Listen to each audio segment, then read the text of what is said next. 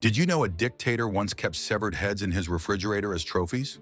Idi Amin ruled Uganda for 8 years. In that time, he killed over 500,000 people. But the numbers don't tell the real story. Survivors describe a man who could be laughing one moment, then ordering brutal torture the next. He built pools filled with crocodiles, fed his enemies to them alive. His torture chambers echoed with the sound of hammers breaking bones. Some say he ate human flesh, including his own son's heart.